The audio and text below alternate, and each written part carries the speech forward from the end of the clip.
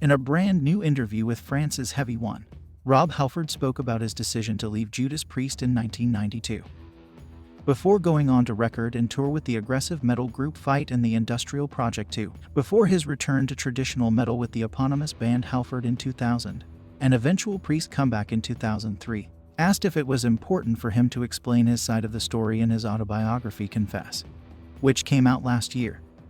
Halford said, I think it's important, yes, because it's like when we first started this conversation, we talked about the story that I wanted to tell, and there are lots of unauthorized books about Priest, and they're all made up of little tidbits of gossip and information or rehashed interviews from other magazines.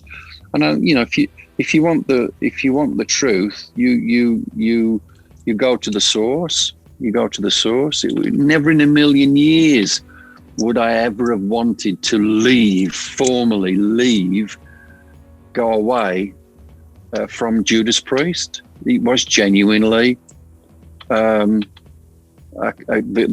talk about Plant, Led Zeppelin, communication breakdown, and artists, musicians were super sensitive people. My God, the smallest thing can make us just me, the diva metal god. And that's just kicked back artistic, sensitive, emotional instinct, So I thought it was an opportunity just to try and explain what really did happen. And it just seems crazy that 10 years had to pass.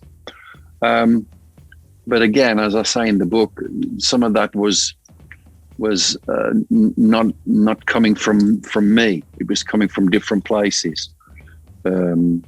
And so just to set the record straight, I think was important.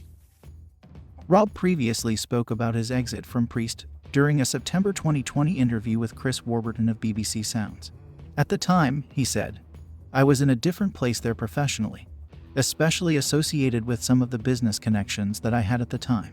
We finished that glorious Painkiller World Tour, which was a real slog."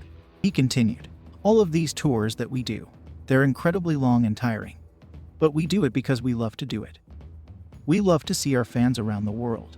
But prior to this Painkiller tour, we'd gone through that really, really difficult time with the Reno trial," referring the infamous 1990 trial in which Priest was accused of inserting subliminal messages into its music. "So we had that kind of filtering behind us in the background as we forged ahead with this incredible Painkiller record and tour.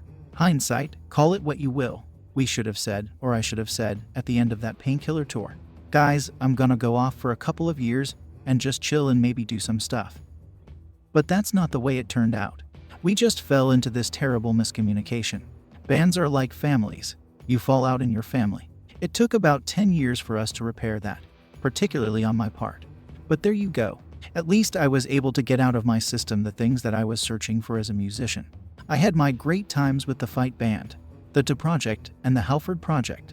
It all led me back to the place where I was destined to be as a musician, which is to be with Judas Priest."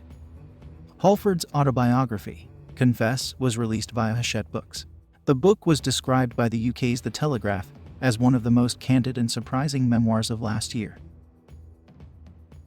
Thank you for tuning in, and please hit that like button, it's appreciated. Make sure that you subscribe for more rock-related content.